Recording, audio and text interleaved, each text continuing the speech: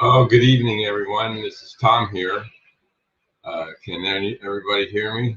Somebody said there was no sound. That's because I was down in the basement. I don't put the sound on the videos. So if you can hear me, just give me a thumbs up, and then we can continue.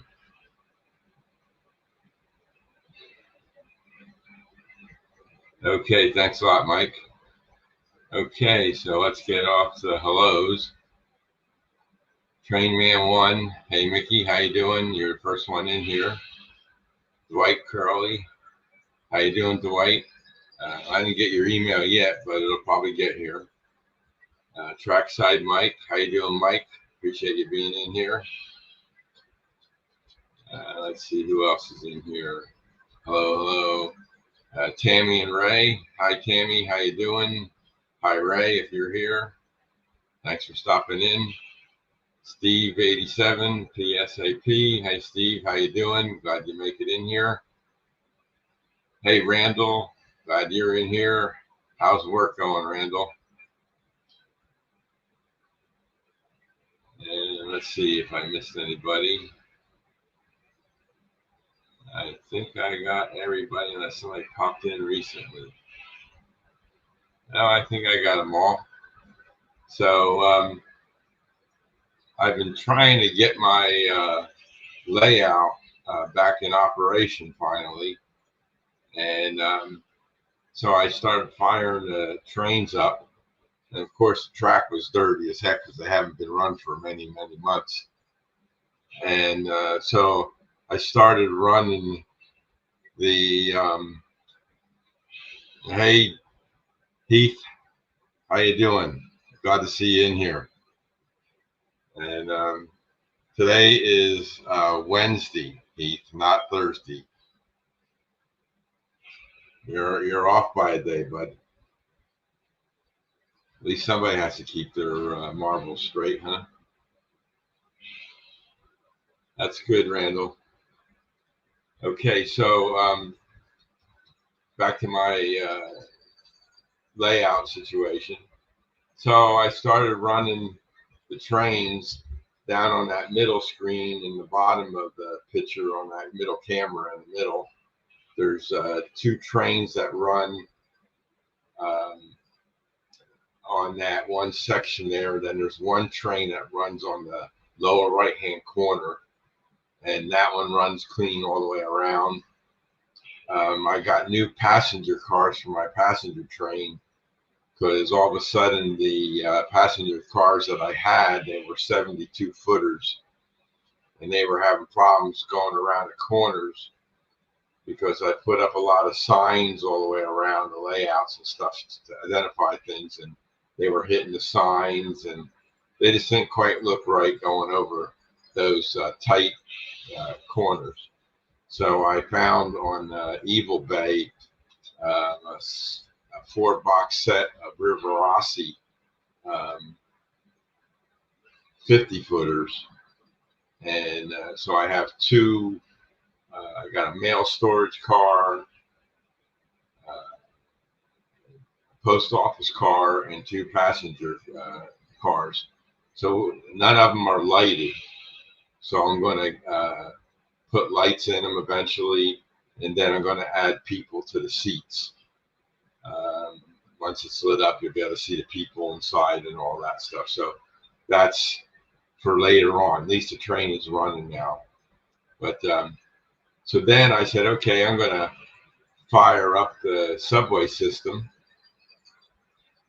And I was monkeying around up on the subway system the other day, putting markers up there, the clearance markers, because of that new double crossover that I got. And I put the markers there for what turnout number it is and all that stuff. And I manually moved the tortoise machines, and so I could push the car through the track to see where it would hit if it was a train coming the other direction, so for the clearance. Then I switched them back manually. I started running the outside train, the silver MTA, and it started crossing over. And it's really hard to see the direction of the turnouts up there because there's not much room for my head to get in there. I can't even get it in there to see the directions of the tracks. So I said, well, let me turn the controllers. You know, I'll get on my power tab, enter the address, and put it in there, and boom,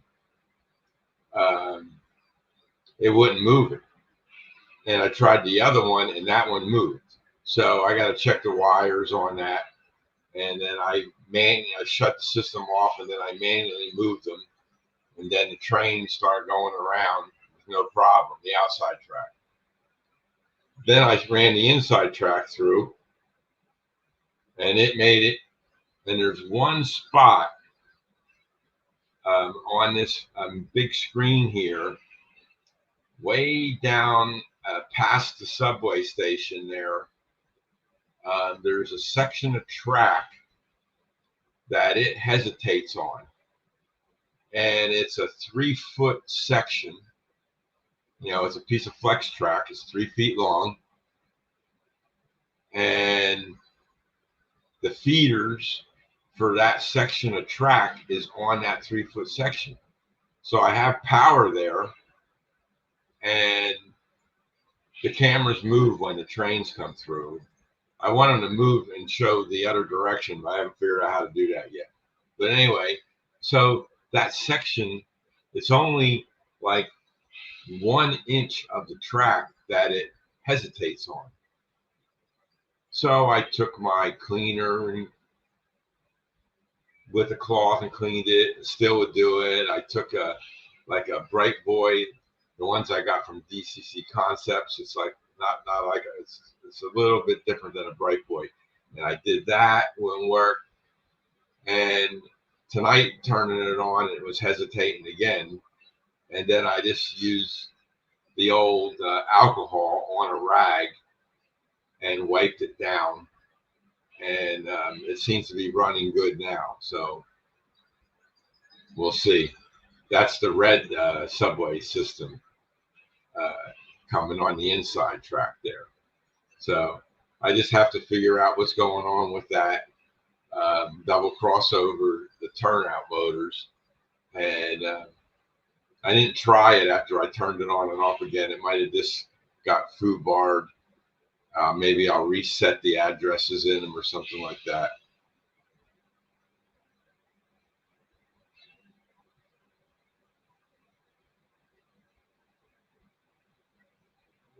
Today is Wednesday, Heath.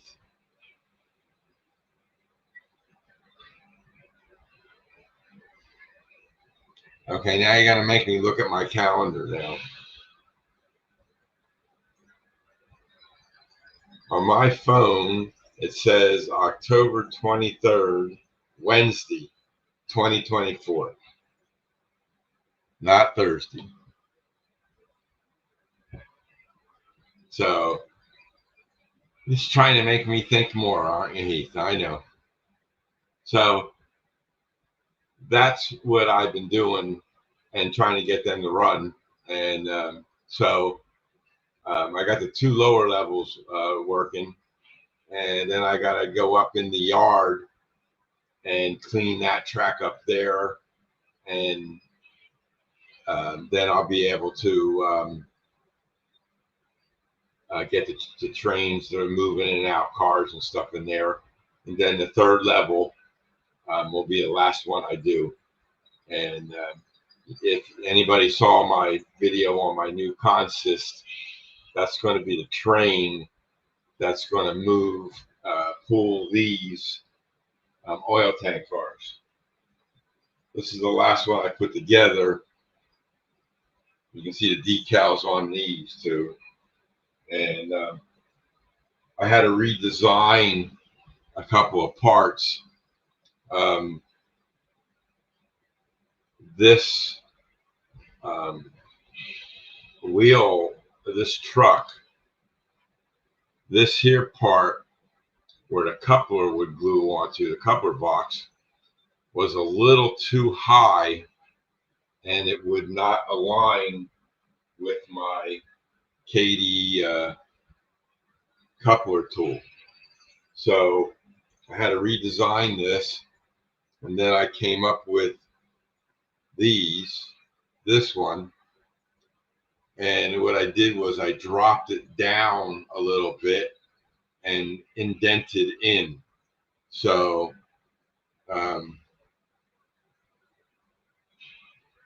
and then these clips here, they now clip into that little area here, and I'm not going to use the screw anymore. I'm going to just glue these in place.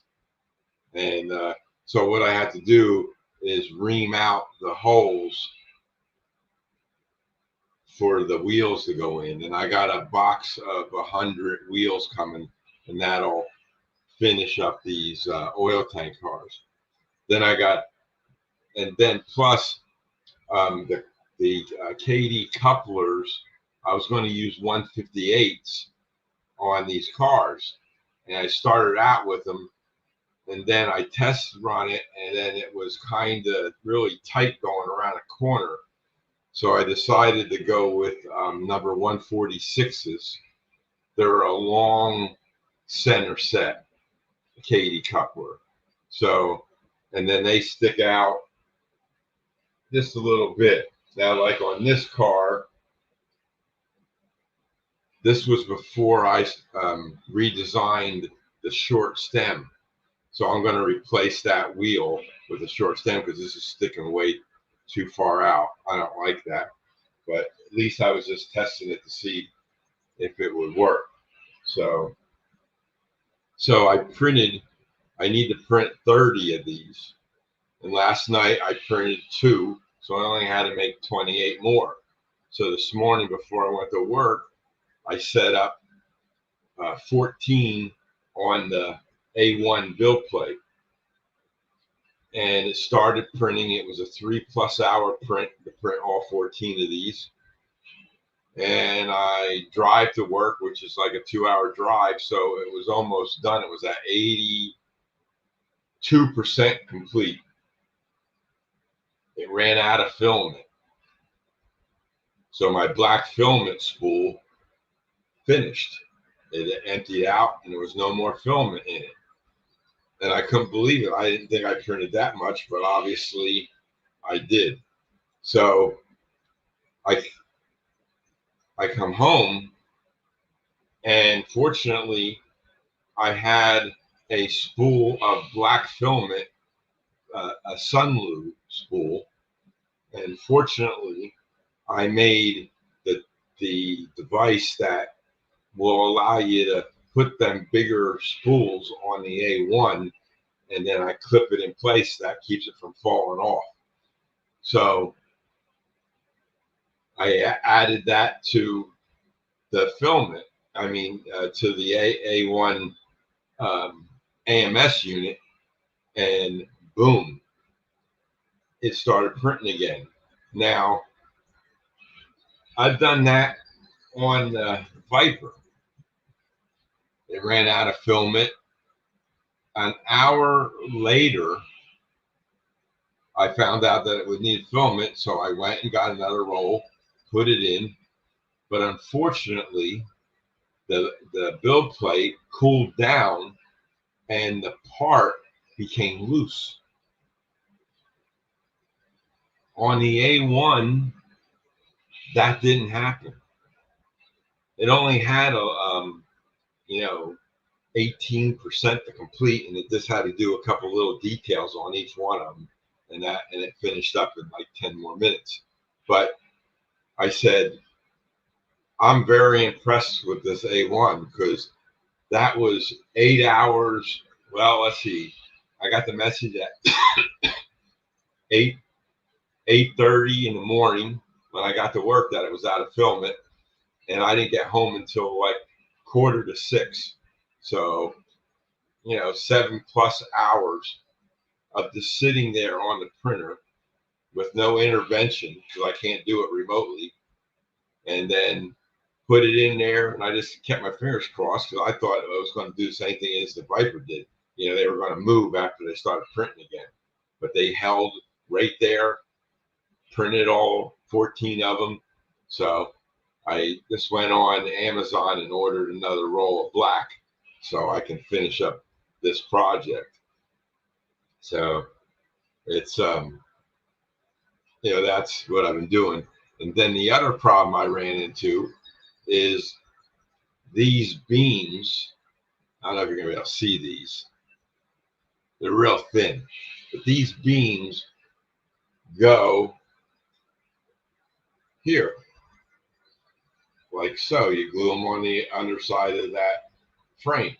But what was happening was when the wheels go around a corner, it was hitting this. So back to Tinkercad, redesigned it. Now I have shorter ones. I don't know if you can see that. Shorter ones, and they fit right in between. And the wheels won't touch them. So I got to print, 60 of these things. But the file has 2 of them, so I just have to do 30 prints of this. Hey, Barbara, how you doing? Glad you made it in here. So that's what I've been doing with that. And the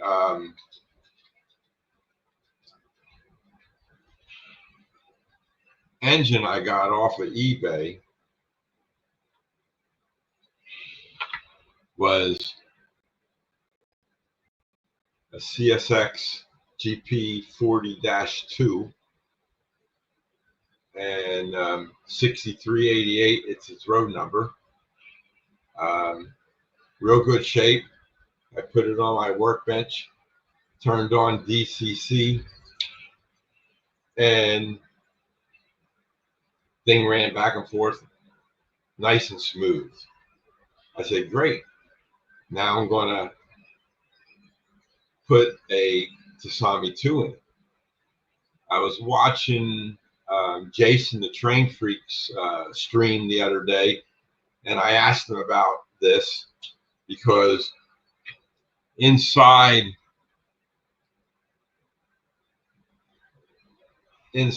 the frame, well, the bracket, the things fell off because I have it all apart. But this inside here, and it had this bracket holding everything in place. So that's how it got power. From this was touching this part, and the other end was touching this part. So it was giving power to the motor. And there was no wires on the motor. And I never saw a motor without any wires coming out of it. All the DCC engines that I converted had wires coming out. And I knew to hook them up to the decoder. So I just soldered 2 wires on the motor, one on this bracket. I put a gray wire there and an orange wire on the top. Then I took a couple of alligator clips and clipped each end and put it on my test track, had it on the DCC system, turned up the throttle on the DCC system, the motor spun nice, turned it all the way up, and I had put my voltmeter in between there, and I was checking amps, and this thing went up to 2.75 amps. More than too much for a decoder. They have to be 2 amps or less. So I went on Athern's website and ordered a new motor, one with flywheels just like this, so it'll fit in there. I got the sleeves that'll, these parts are so small it's hard to see on there, but that's the sleeve that connects to the truck, and then this spins and turns the wheels and stuff. So I got the motor mounts there. They're plastic. If they break, I got extra ones of those. So this is going to be another consist for that train that's in the center. Let's see if I can get my mouse on that screen, if you can see it. Yeah, there. On this here, my mouse is pretty small, but this outside track is my CSX train. And that's sitting back in the dark right now. You can't see it back there. And that engine is set up to go in reverse. That's the first one that I had there. And this will be the lead engine. I'm going to probably put ditch lights on the front of this. And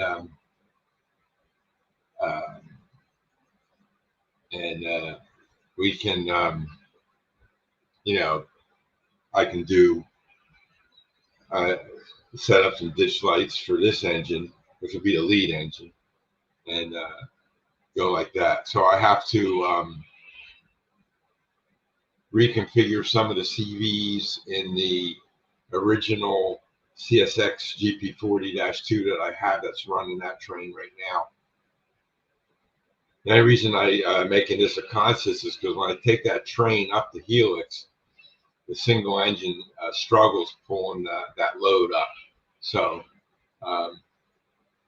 I gotta, you know, add another engine on there to help its way up there.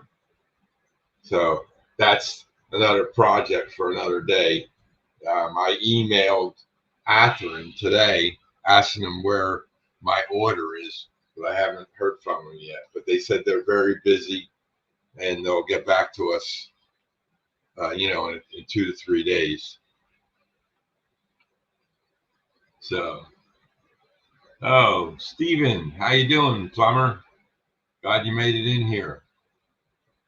So, so that's what I've been playing around with. I'm working on something for Alfonso. I don't think he made it in here tonight, but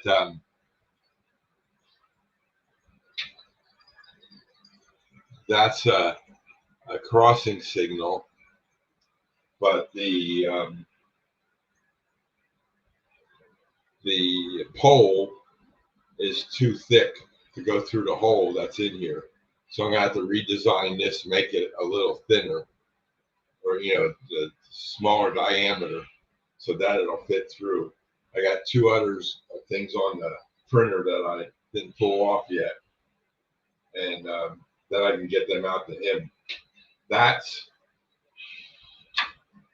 what these are, but there's so many supports on this that on this here sign it says stop on red signal, and then above the word stop there's braille, and then on below the word signal there's braille. So if you run your finger over it you can feel the braille. So when I take off these supports, it like messes with the dots for the braille. So I separated this and made it all individual parts. Hi, Kyle. Glad you can make it in here. So, so that's why I decided to make a set of parts, because this was a standing up and it needed all the support. So now I can lay these parts on the build plate and print them. The same thing with the top here. I took this part off, but then I had a hole in the crossing part, and then Jim Tedesco helped me. He modified the file for me, and he filled up the hole for me. But when you print it all together, everything fits. But when you print it separately, the sizes vary a little bit. So I'm going to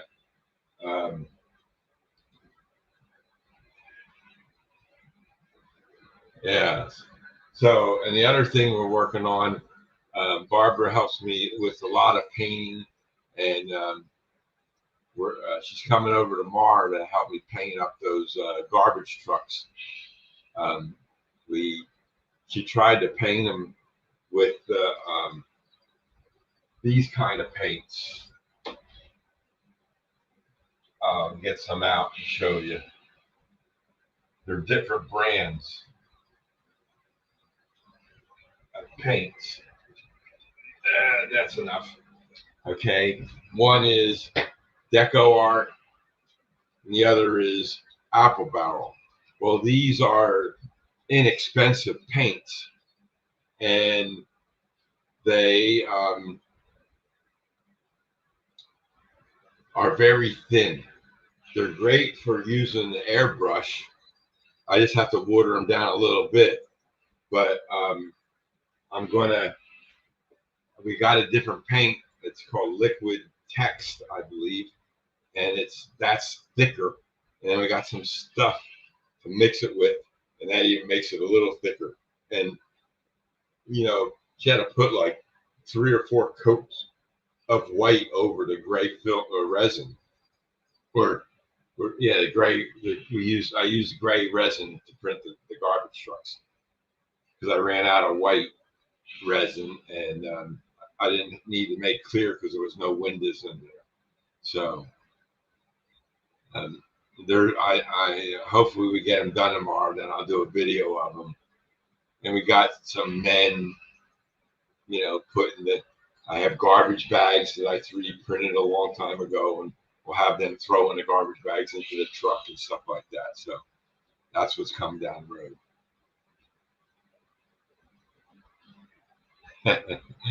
Yeah, that's right, Dwight. So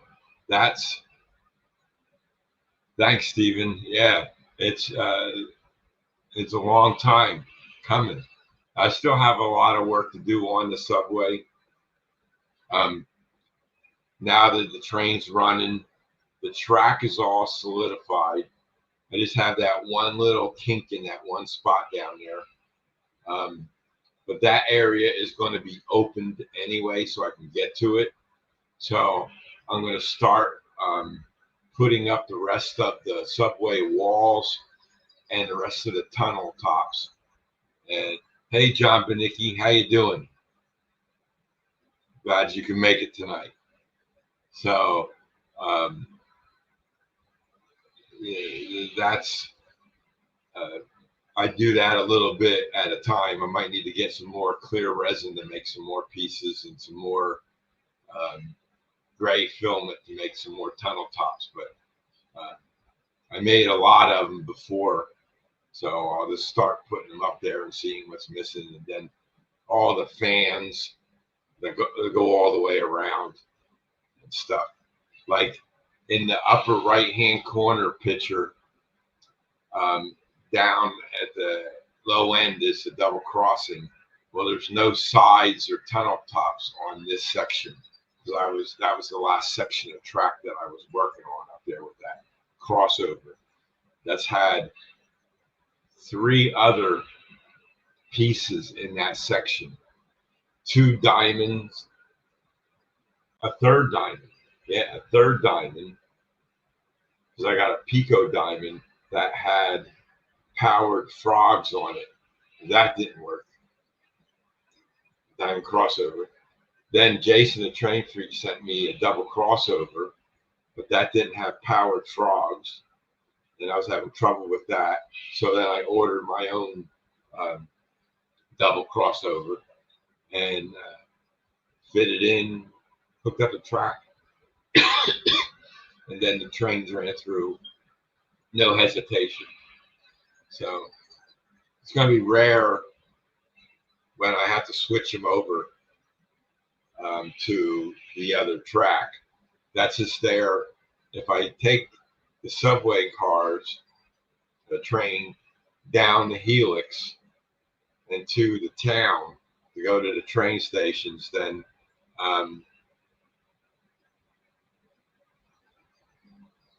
yeah, every one of my frogs is powered on every one of my turnouts. I only have my double slip, the Pico double slip that I have on the third level. I believe I disconnected the powered frogs because I was having a short, and I really hadn't had time to go back to relook at that. But every Atlas turnout, whether it's a number 4, a number 6, a number 8, curved turnout, every one of those frogs is powered. And it's easy when you have a tortoise machine, a DC Concepts, Cobalt IP, or a tortoise small. All three of them have that relay motoring to power the frog.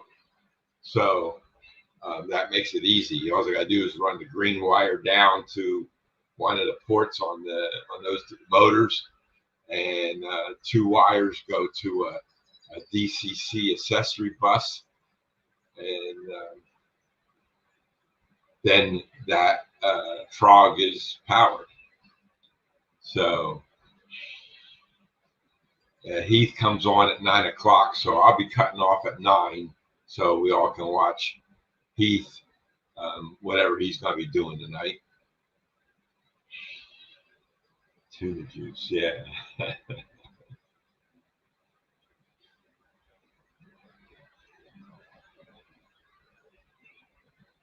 Kyle, I use all my track is Atlas code 83. Flex track, Atlas code 83. All my turnouts are Atlas. I have that double crossover there on the subway system is a Walters. And if I would have known that, Plumber, I could have gave you some of mine. I gave all my code 100 to Jim Tedesco when I was down in Florida. I took that box with me and just gave it to him because he uses code 100 also. So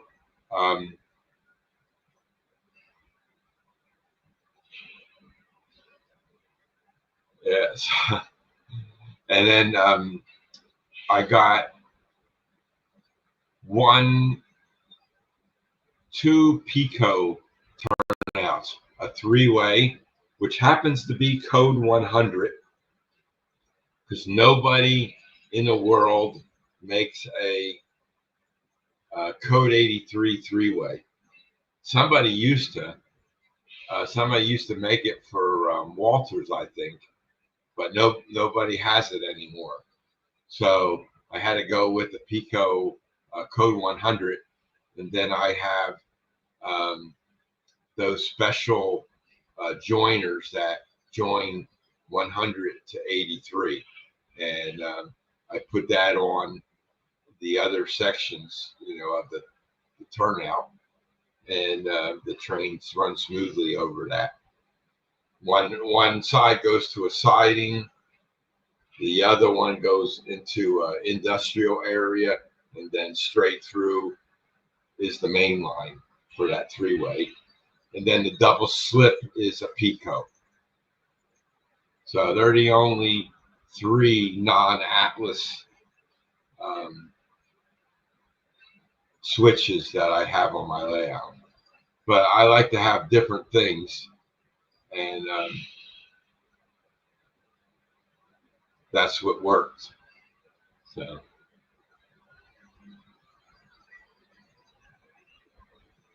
yeah. Well, Saturday night is a good night, Heath.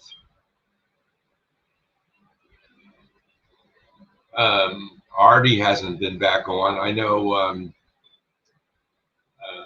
Anthony's been doing his thing at 8 o'clock on Saturdays, I believe. but I've been not around on Saturdays lately, so it's been busy. So um, and there's James. Hey James from Dundas Junction Model Railroad. How you doing, James? How's everything up there in Canada? So let's see. Did I miss anybody's questions? I thought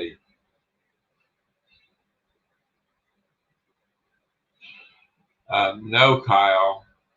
I don't have any problems mixing different brands together. Um, the track is perfectly aligned, and when I put them in, I ran engines through it and cars over it, and had no issues whatsoever. So um, something that Dwight's been showing his ballasting. That's another project that I have to do. The My yard that needs to be ballast all in there. There's, I don't know, 15 turnouts in there, so that's going to be a tedious thing. So I've been watching a lot of videos on ballasting and getting ideas and seeing if anybody has something better way of doing things. So I'm going to try that. And I don't have to do any ballasting on the subway system. Don't worry about them. Those tracks are all glued down to the filament on the base of the subway's floor. Just used a little tack glue and put it on a Q-tip and just ran it across, and then put a 3-block weight on them and held them down, and then went to the next section, and so they're all glued down. So the whole thing is not glued down. And this glue, if I ever have to take it up for whatever reason, I just get a spatula, not a spatula, with those little knives that are for painting, the scraper, and I just put that underneath the track, and it'll pop right up. So it keeps it down, doesn't move, and it comes up easy. So I forget what brand that glue is, but it works really well. And I wasn't sure about it on the filament, and it did the same thing. So I use it in other areas, like when I put my road bed down, I use that glue to keep it down. And same thing with the track. So, because all my track is glued down, and then I ballast it, and that kind of solidifies it once you ballast it. So, but I don't have the oil fields running tonight. They haven't been running for about 3 weeks now. The other day, where is it? This device, well, I'll just show you what it is. This device is a KAUF, KAUF smart plug. And the one night I had to reboot the laptop for some reason. And because I know what it was. I had to restart it because I did some update to JMRI. So I had to restart it.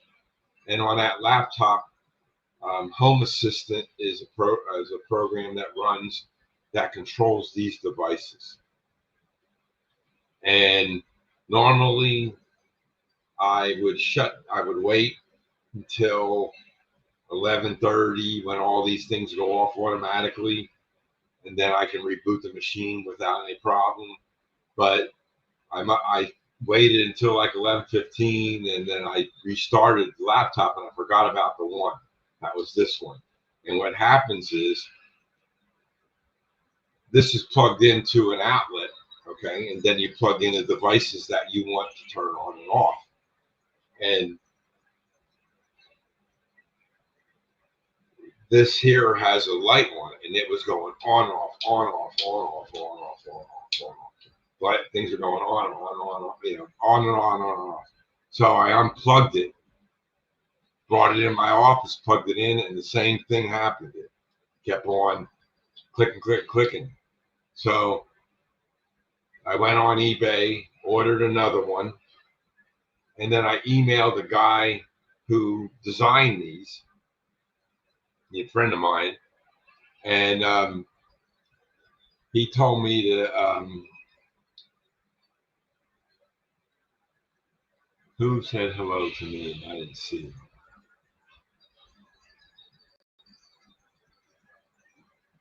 Hey, Dave, how you doing? I just sent you an email back, Dave. I hope you got it. So he sent me another one, and I'm going to send him back the bad one, and he's going to look at it and see what's going on because he never heard of the problem that I had. So, so I have two of these now, and I'll keep one in stock in case another one fails somewhere down the road. So,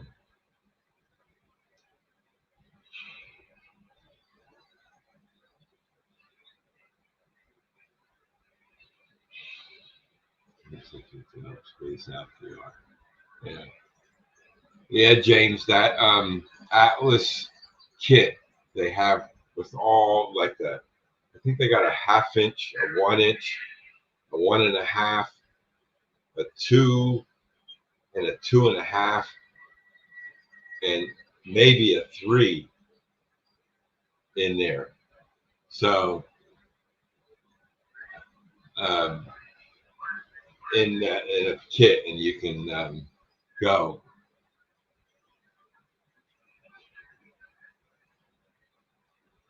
Let's see if that train's coming around. I hear. Yeah, it's still going. I heard the conductor saying next station or something, and I thought maybe it stopped at the train station. But that's my next thing with those subway cars. With JMRI, I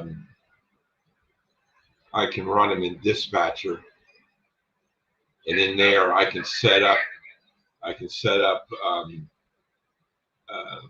script to run to tell it to pause at the block that the station's in for a minute, and then it'll continue on and say next station is and stuff like that.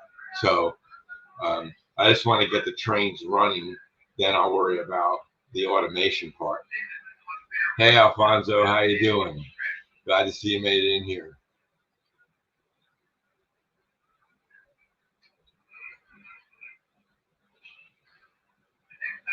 Body mount, Alfonso. Truck mount. I have truck mount on these bogies that I 3D printed for this oil tank car. That causes problems though. So I redesigned this and lowered it so that the coupler will align with the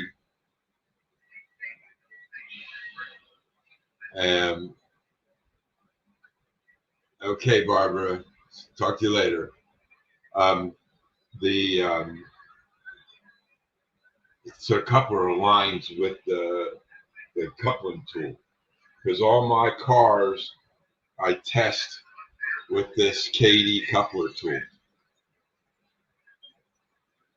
So, and then they you roll that up there and then they line.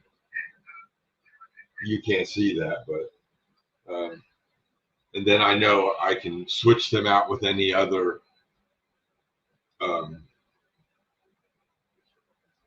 train, or pull them into a different car or something.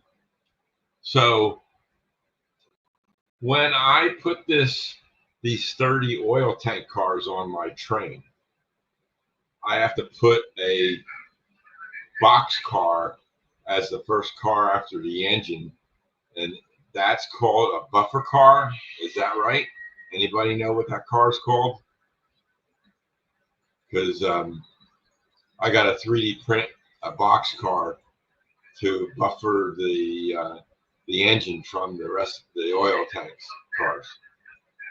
And then I got to get an end of train car to put at the end.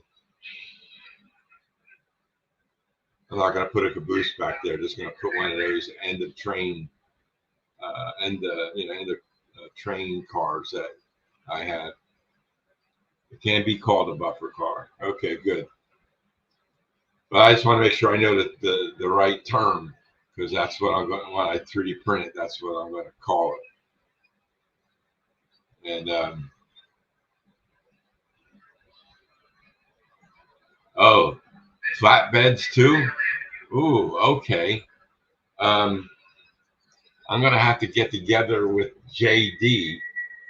I don't know if you all saw JD's A1 printing of his car, but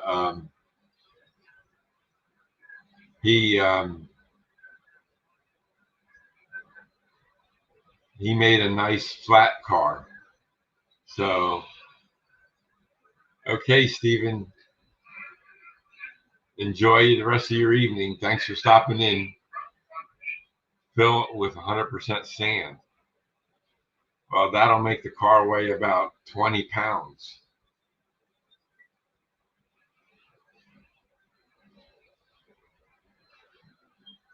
Flat cars can also be used as buffers for heavy cranes like what I have. Okay, Kyle. Do you have a video of that, Kyle? I'd like to see what you have there. Maybe I can find a crane car to 3D print, because that whole train, except maybe I can 3D print the end of train car too. I can make that anything I want and just get an end of train kit to put on the end of it. This needs a powered wheel to give it power, and then the light has to be blinking. I think that place I get my LEDs from has that end of train kit. I'll have to look at that.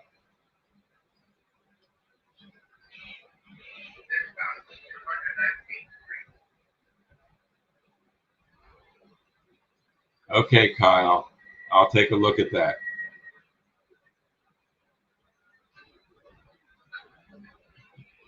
It's I'm hearing the chatter in the trains. That's what it is.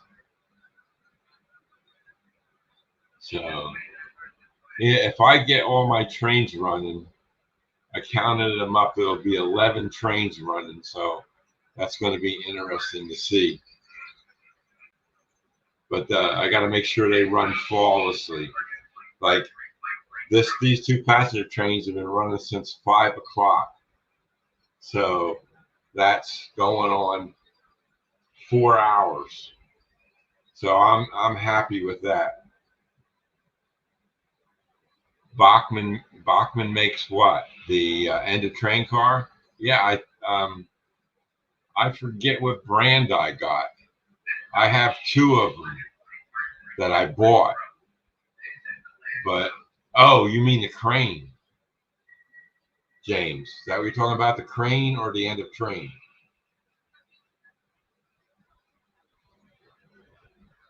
So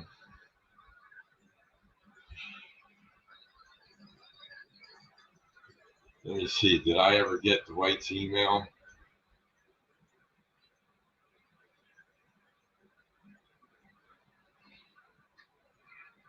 Well, yeah. Well, that's Heath. That's what JD was making, a bulkhead flat car. So he had the two sides going up, and he had the nice deck that he printed. The underneath carriage, everything was looked really good. The A1 prints things really clean for filming. Hey Todd, how you doing? Glad to see you in here.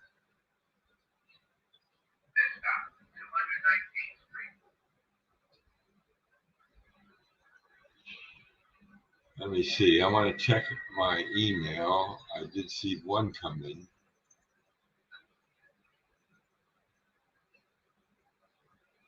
Oh yeah. Okay. Okay, Dwight. I got your email, Dwight. So I'll take a look at that.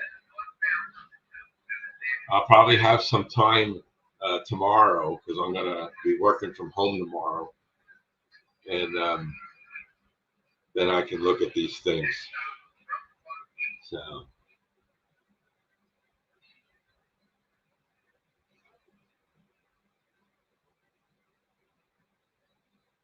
is that one link, Dwight, or is that a couple of links in there? All of them look together. Let me click. I'll click on that link later. So let's see. What else can I tell you?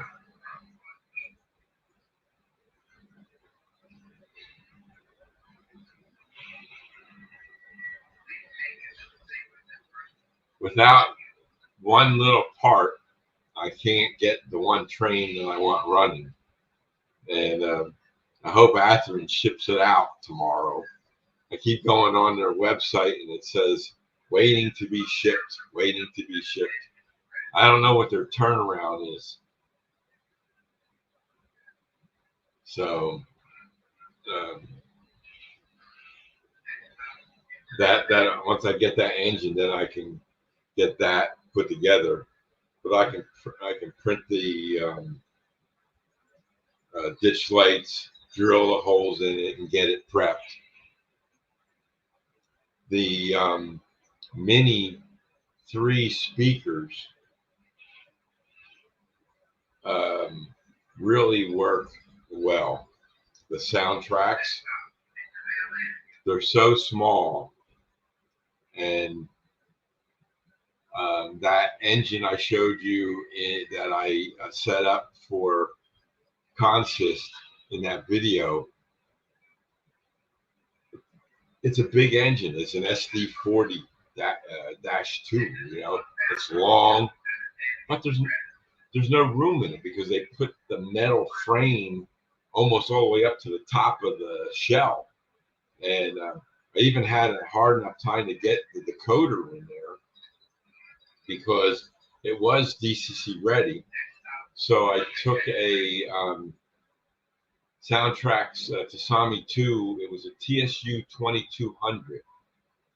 It's the ones that have the purple coating on the outside of it. And why is my train going backwards? Did you see that? How's that doing that? That's weird how that's going backwards. Well, it can check the other way. Yeah, that's weird. Yeah, well, that's what I do, Kyle. I work on the engines when I get the parts in. Then I work on the layout, and I've been vacuuming up the layout because all the work I've been doing, dust got all over the place, and doing that. McRail EOTs, you're lucky they have something manageable in HO scale and scale stuff. Yeah. So um, I never ever saw a train automatically start going backwards. unless the controller switched it, but that's not possible because I'm in my office, and yeah, that thing is going in reverse. Or my eyes deceiving me? Well, 9 o'clock, I'll check it out. That's funny how it's going in reverse.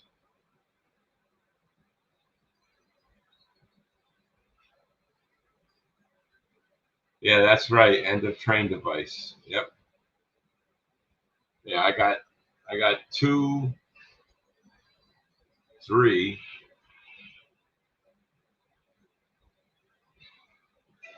three of them.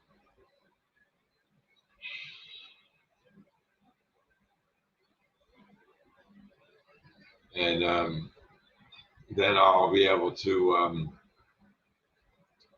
get them going. Looks like that train stopped. Is it going to go the other direction now? I don't know. Well, we'll see. I guess 5 hours. It those are the only two engines that are running on my layout that do not have a soundtrack decoder. They have the MTH Proto 3 decoder. So yeah, they're supposed to flash red the end of train. No, I never printed an EOT. I probably could, and then I could get a flashing red light and set a circuit up in a car. So I'll have to look at that because they're not very big, they're small. So I'll have to look into that. And sometimes spread the wealth around and buy it from a vendor. You know.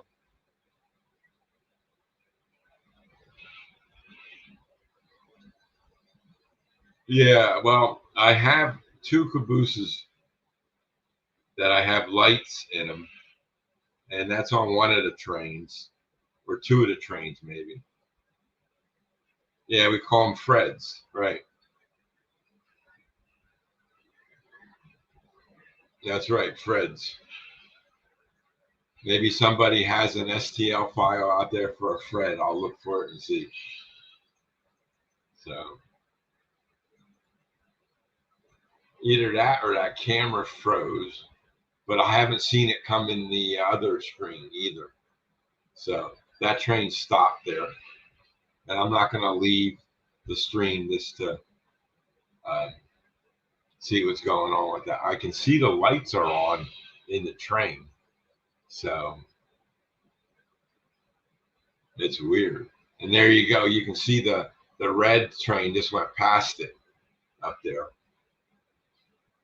You see the top of it going by.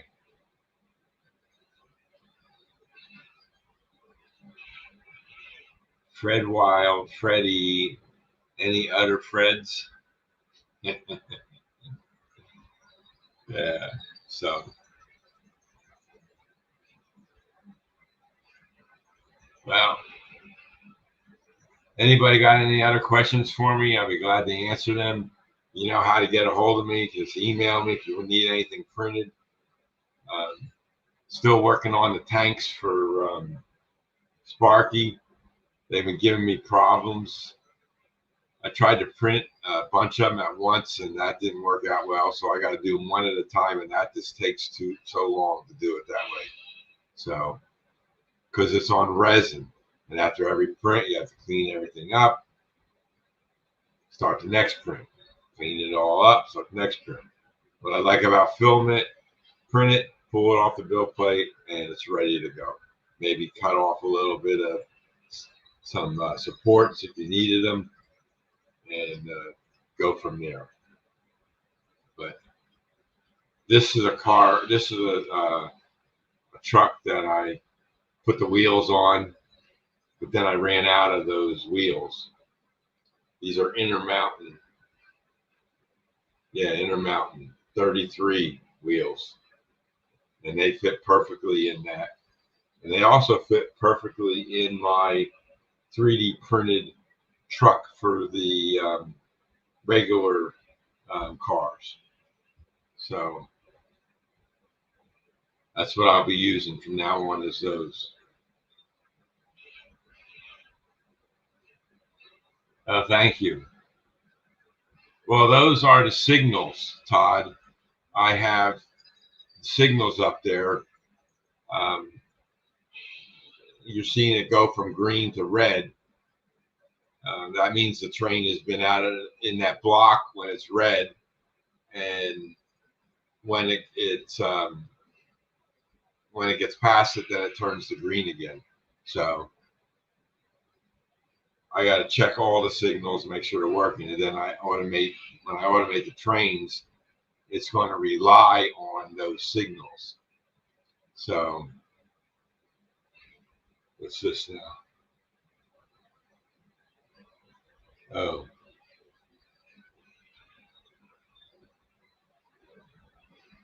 yeah. So like I said, I'm real happy with the A1. It does a great job.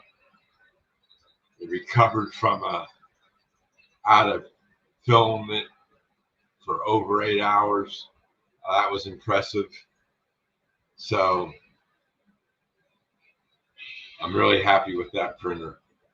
Now I got to do some lubrication on it. I got a message on the screen saying it's time to lubricate the y-axis.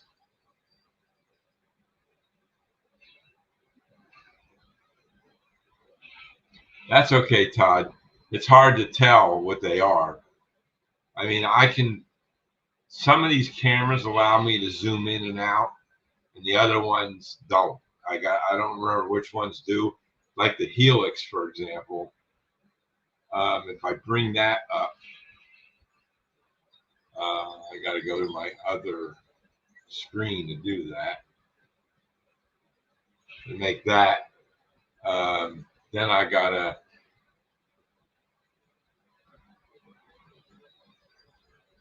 And then I can go. Oh, I gotta sign in.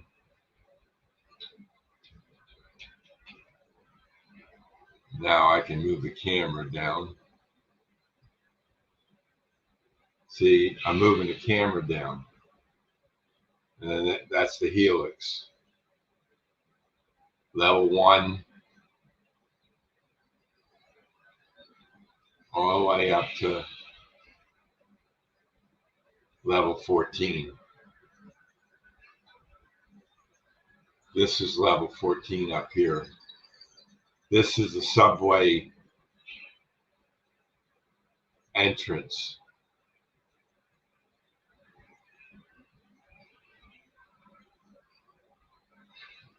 Okay, yeah, that's right. Heath's show is starting now, so I'm going to call it an evening. I want to thank everybody for stopping in. I appreciate every one of you, and I hope everybody has a great week, and we'll see you all in the next video. I'm not sure who's on Cap Crew Wednesday next week, but just keep an eye out for it. And again, thanks for everybody stopping in, and we'll see you all again soon. Everybody, have a great day, and talk to you later. Bye.